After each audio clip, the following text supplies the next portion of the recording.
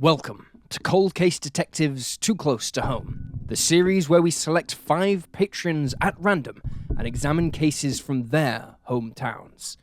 If you'd like to see your hometown featured, you can support us on Patreon by clicking the link below. And now let's dive in with 5 cases from your hometowns, the mysteries that strike too close to home.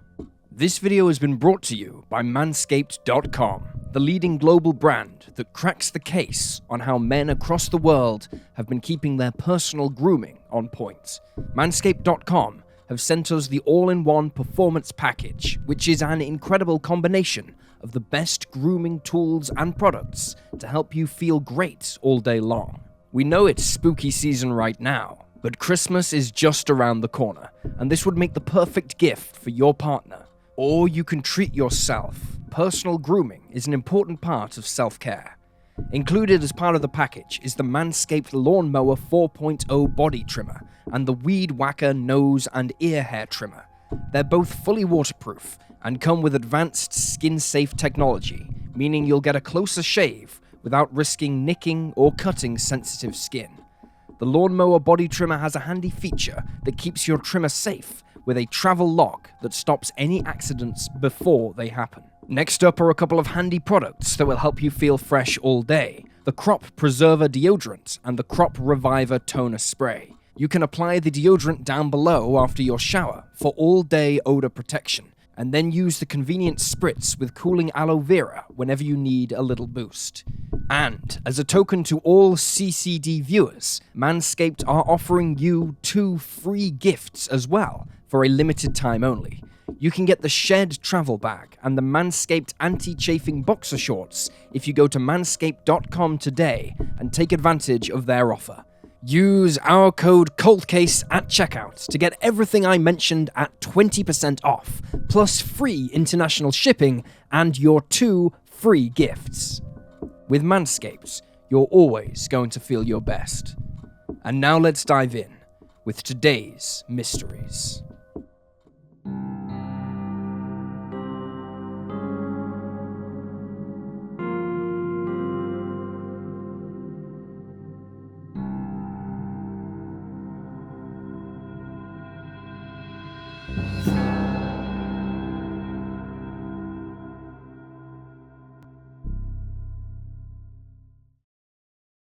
Melinda Freeman.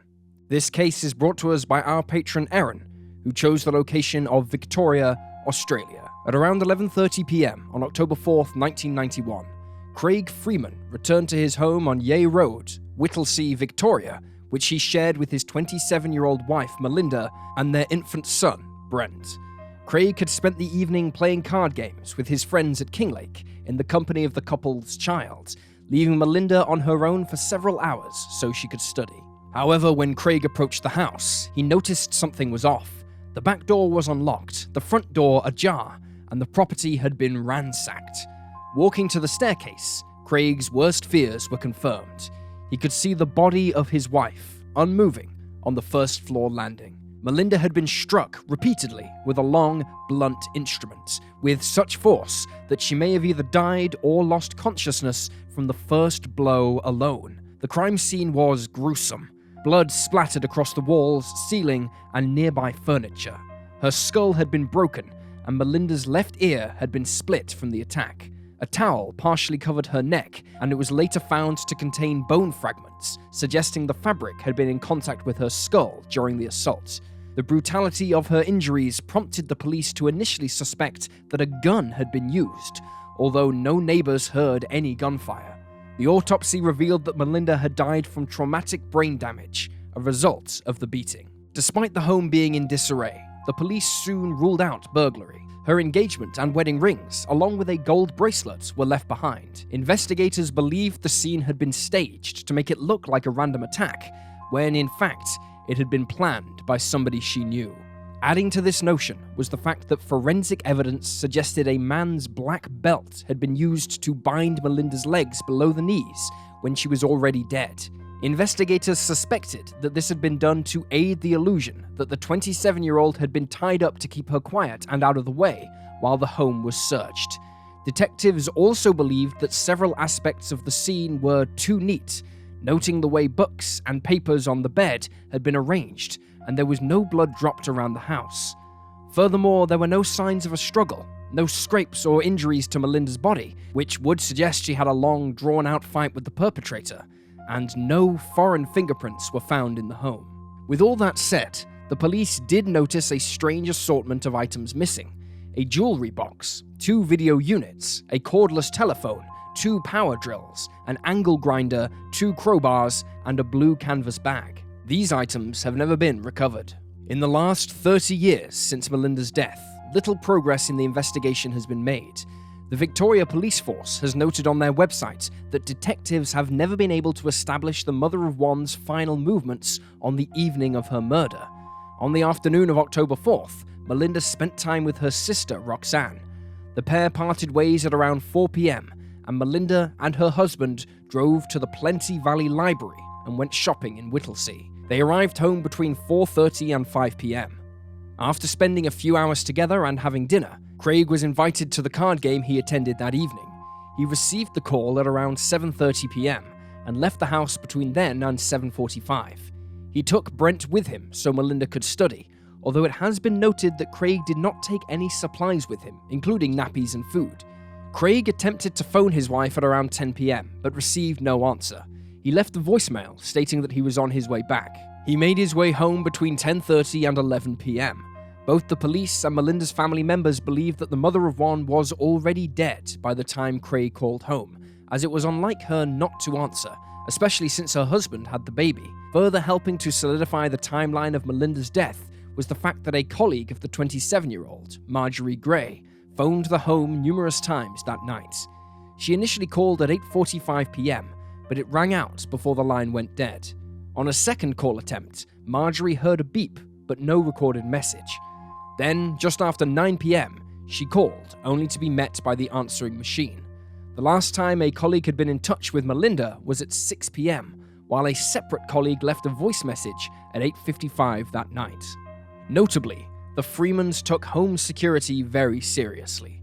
Many of their neighbors had thought, up until Melinda's death, that the number of precautions they took was unnecessary in their neighborhood. To enter the home, guests had to talk into an intercom first. Between 9:45 and 9:50 p.m, one neighbor noticed a white panel van in 4th Street, which bordered the couple's home. At the time, the house was lit up by security lighting, and the home was well lit inside. The property was surrounded by a high fence and padlocked double gates that opened into 4th Street. The home's doors were locked at all times. In 1997, a local newspaper named The Age reported that, according to friends and police sources, there was a suspect in the crime. The man, who appears to have never been publicly named, has always emphatically denied involvement in Melinda's death, but his name came up constantly whenever the crime was discussed by locals. An unidentified partygoer even told Melinda's friends in 1993, "I know he did it. I know for sure he did it." Her husband, Craig, told The Age, "No one could have anything against Min. No one." According to the Herald Sun, it was revealed in court that Craig had been having an affair with a close friend of Melinda's around the time of her murder. This led to some speculation that he had taken his wife's life. But during the 1997 coroner's inquest, the coroner disregarded this theory, as the allegations that Craig had harmed Melinda were, quote, based on nothing more than impressions, conjecture, and speculation. At the time, the police offered a $50,000 reward for information leading to an arrest and conviction, but it went unclaimed. In recent years, updates in the case have been few and far between. In 2018, authorities received information from an anonymous individual regarding the investigation. However, detectives require more information and are still hoping that the individual will call them back. In February of this year, a $1 million reward was offered for information leading to the arrest and conviction of the person or persons responsible for the crime. If you have any information about Melinda's demise, you can contact Crime Stoppers Victoria at 1-800-333-000.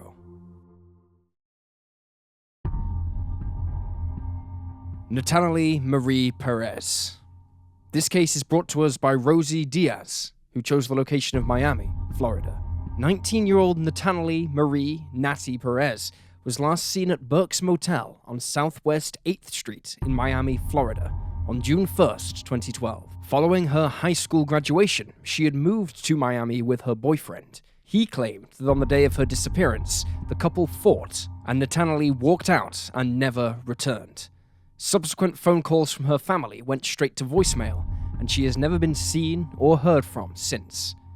Nathanalee's story, however, is much more sinister on a closer look. Before her move to Miami, she had dreams of making it in the music industry. A talented singer, she hoped that her move to the big city would bring her career opportunities. She told a friend that she'd already had a job lined up. She'd been offered a promising gig for when she arrived.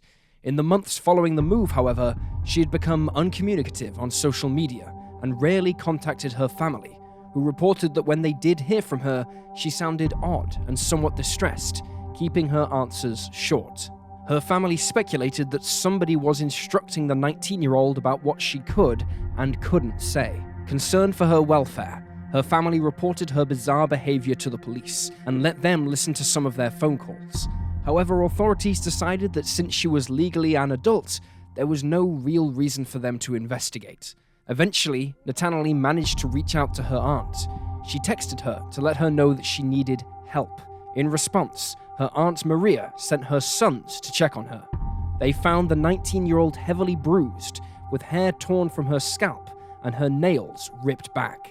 Upon her return home, she explained that she had been forced into sexual encounters with strange men, and that every engagement was filmed. The singing job she had been promised had just been a front. She had been lured in with the guarantee she'd be given a musical career, but instead, she was forced into sex work and pimped out for financial profit. Nathanalee was advertised on Backpage, an advertising website which was taken down in 2018 by the Department of Justice, following an investigation which led to charges of facilitating prostitution and money laundering being laid against former owners and executives of the site. She was also kept in the Fontainebleau Hotel and was forced to tell her family that she was fine. Nathanalee noted that she was kept drugged most of the time, and she was beaten when she showed any resistance. She alleged that the men she encountered were rich and powerful, with prominent positions in society, claiming many of them were cops, judges, and lawyers.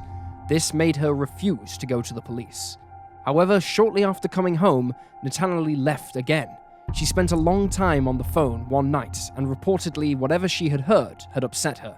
She returned to Miami, much to the distress of her family, and vanished shortly afterwards. There was a possible sighting of her in August that same year at the Dolphin Mall in Miami, but this wasn't confirmed. Her case is still unsolved. 19-year-old Nathanalee Perez was last seen on June 1st, 2012 at Burke's Motel on Southwest 8th Street in Miami, Florida. She is described as a black and Hispanic woman with black hair and brown eyes, a tattoo on her left wrist, and pierced ears. At the time of her disappearance, she was 5'1", 130 pounds, and wore a black top and blue jeans. If she is still alive, she will be 29 years old. If you have any information about Nathanalee's disappearance, you can contact the National Center for Missing and Exploited Children at 1-800-843-5678. Sebastiano Formica. Our third case this month is brought to us by Paul Nowland, who chose the location of Mooroopna, Victoria, Australia. Sebastiano Formica was a 38-year-old father of two when he was fatally stabbed during a bar fight in the area of Shepparton on January 22, 2006. Sam worked as a forklift driver in Mooroopna, the same town in which he lived, and was out having fun with his two brothers and a group of close friends at the Fontana Bar in Wyndham Street when a tussle abruptly broke out at around 1 o'clock in the morning. It is unclear why the fight began, but police later stated that the two groups involved in the incident were known to each other and had bad blood. They had reportedly had a fight at that same bar just 3 weeks earlier on New Year's Eve. According to The Age, men from both groups, including Sebastiano, nicknamed Sam, were players in a local football team. It's unclear if this has anything to do with the brawl. After the fight began on January 22nd, it quickly spilled out onto the street. Sam returned to the bar a short time later, and told witnesses that he had been stabbed. He passed away while in the ambulance, en route to the hospital. Following his murder, the police took statements from 93 individuals who'd been at the bar that evening. Notably, authorities stated that Sam hadn't been involved in the main altercation, but CCTV footage revealed that he ran after 2 other individuals. He later returned with the stab wound. In the 12 years since the crime, no arrests have been made, although 6 people have been brought in by police for interrogation. Investigators have stated that while they are aware of who was involved in the fight, they can't, as of yet, be sure who stabbed Sam, although they are focusing on several persons of interest. Between 2017 and 2018, the case was reopened and re-examined by detectives, who concluded that the father of 2 was not specifically targeted. They have also been unable to locate the murder weapon, but the post-mortem revealed Sam was likely wounded by a 16cm long, 3cm wide, non-serrated knife. In 2018, authorities announced there was a $1 million reward available for information which will lead to an arrest and conviction in the case. They hoped that the money would help motivate people with information to step forward, and have stated that they are close to solving the case. However, as of this year, it is still unsolved. If you have any information about Sam's murder, you can contact Crime Stoppers on 1-800-333-000. Lisa Norrell. Our penultimate case this month comes from our patron Charlene, who chose the location of Antioch, California. On November 6, 1998, 15-year-old Lisa Norrell attended a rehearsal for her best friend's quinceañera, a traditional Mexican coming-of-age ceremony. The rehearsal took place at the Ida's Hall in the town of Antioch, less than 15 minutes from Lisa's hometown of Pittsburgh. At the rehearsal, however, things didn't go smoothly, at least for Lisa. During the dance rehearsal, she endured comments and teasing from others who were present, as she struggled with the steps. Becoming upset, she decided to walk home at 11 p.m. on her own, instead of waiting to get a lift from the parents of a friend. She began her journey back along the Pittsburgh-Antioch highway, but never made it home. At 3 a.m., Lisa's mother awoke. Checking in on her daughter's bedroom, she noted that Lisa wasn't there and promptly reported her missing.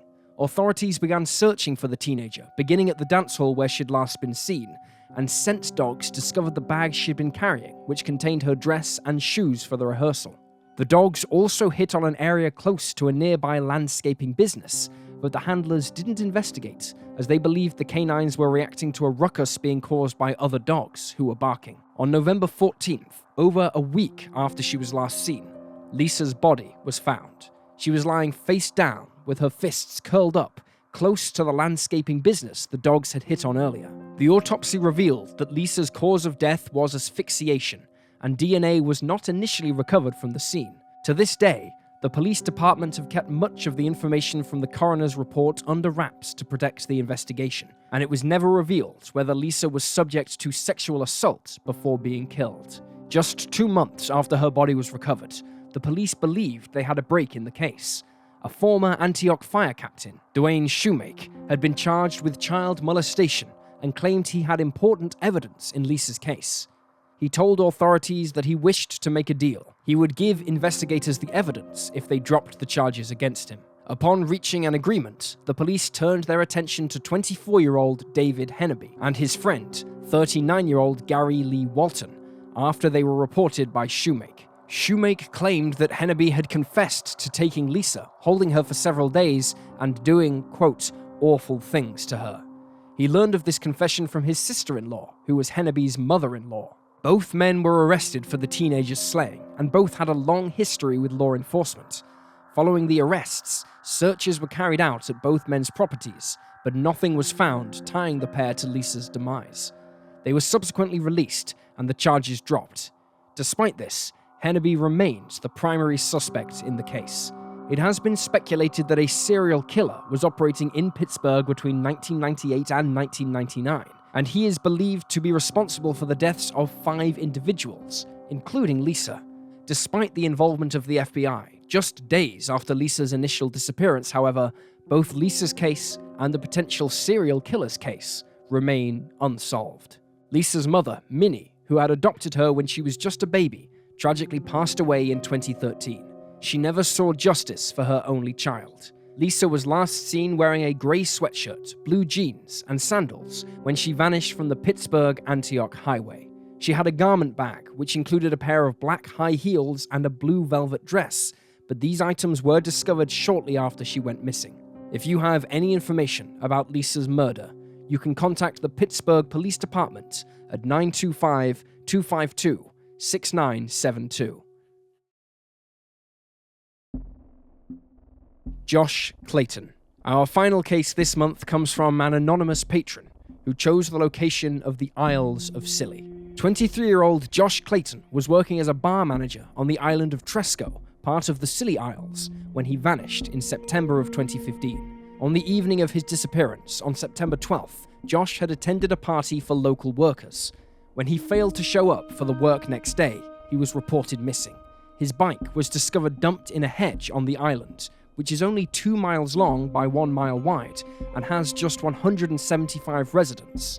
A phone charger and a pack of cigarettes were found nearby. 11 days passed before Josh's body was found, fully dressed and with his backpack around his head, on the rocks off the island of Teen, which is uninhabited.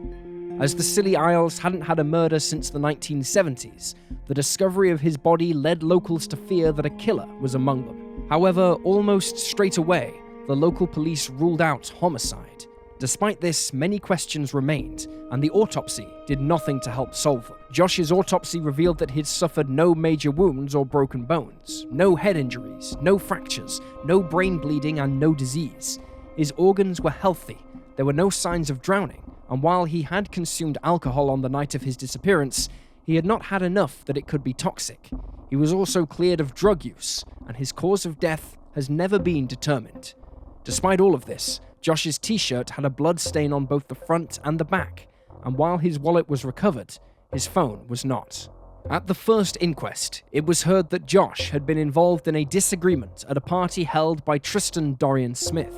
Another man, Leroy Thomas, told the police that he had seen Josh that night, ranting and raving after the scuffle with his colleagues, and that the 23-year-old claimed he was going to kill himself, and that he had had enough. It was later revealed that Thomas had given 5 separate accounts of that night, all of which were different from one another, and witnesses claimed Thomas himself had been involved in an altercation that night and upset several women at the party.